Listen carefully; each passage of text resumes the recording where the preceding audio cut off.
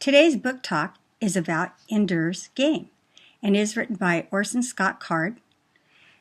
It was first published in 1977, and then in 1991 the author added a 15-page introduction, which I did read because I liked knowing where the author was coming from and how he was able to create such a interesting story.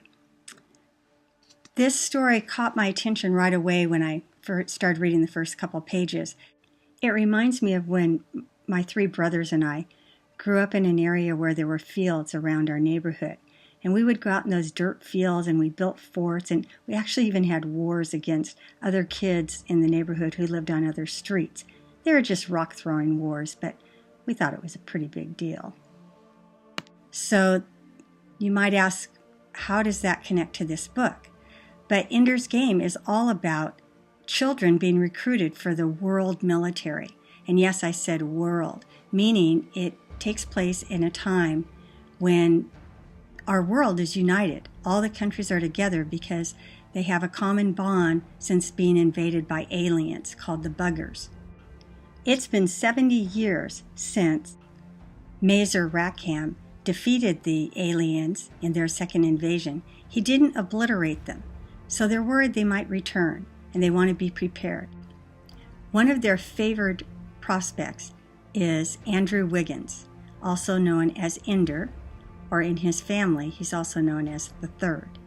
The world now only allows 2 children, but when his older brother and sister did not pass to become accepted into the battle school, they decided to give the family a third chance. Ender has a lot of pressure on him now to do well at the school, and he wants to prove himself, especially to his older brother, who has bullied him most of his life. That comes in handy, though, because in battle school, he is also bullied. Being young, they don't see why he's even there, but he has a great mind. He's a genius, and he outwits everyone around him. He is taken to a spaceship that is a battle school, and it's spinning around in space, and they have one massive room where they hold mock battles with a zero gravity. It is there that he proves himself. I really liked Ender because he had compassion and integrity, and he wanted to do the right thing. He maybe didn't have things go exactly how he wanted, but he did make a plan to redeem himself to the Buggers. I'd like to say this book was out of this world, but I'll still give it a 4 on a 5-star scale. Welcome to Book Talks. Today's feature is The Phoenix and the Carpet by Edith Nesbit. It was published in 1904 in London. This children's fantasy novel takes you through 302 pages of misadventures, magical misadventures, by 4 British children. It's 2 brothers and 2 sisters. They also have a baby brother whom they refer to as Lamb. The children seem like everyday children, except that they are very aware of the world. They have very vivid imaginations, and they are quite inquisitive. The story begins with them deciding to sample fireworks inside their house. A fire erupts, and the children quickly think how to put out the fire. They throw a carpet on top of it. Of course, it damages the carpet. The parents find out the next day. The mother's pretty upset, but she goes shopping and replaces the carpet. When she brings it back, they roll it out and discover an egg.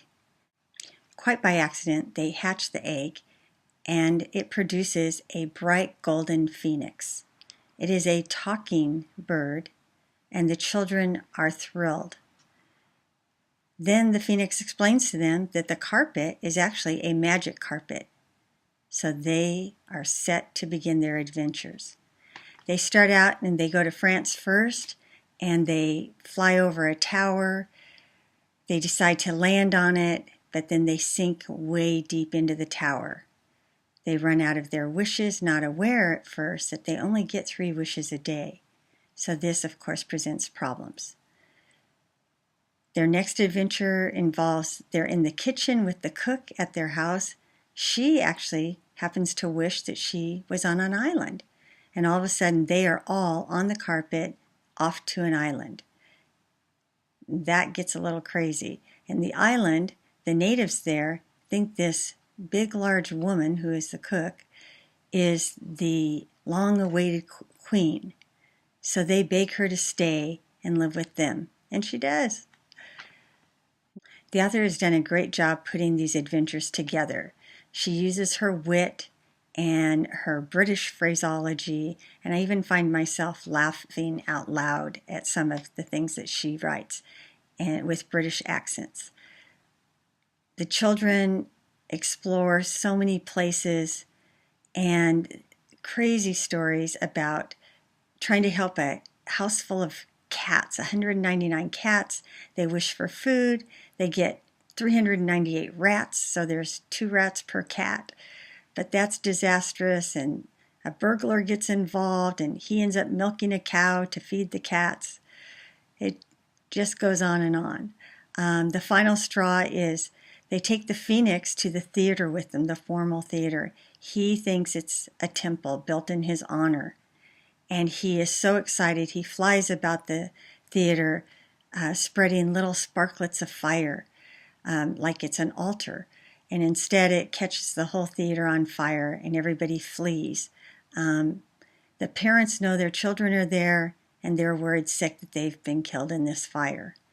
They do arrive home, find out their children are safe, but the children realize at this point the phoenix and the carpet need to go. Of course, they don't want to be the ones to tell him, but as it ends up, they're quite relieved because the phoenix tells them that he needs to go, he needs his rest, and he, as the British say, is zonked. He's exhausted. I enjoyed this story. I think it's 4 out of 5 stars, so go out and read it.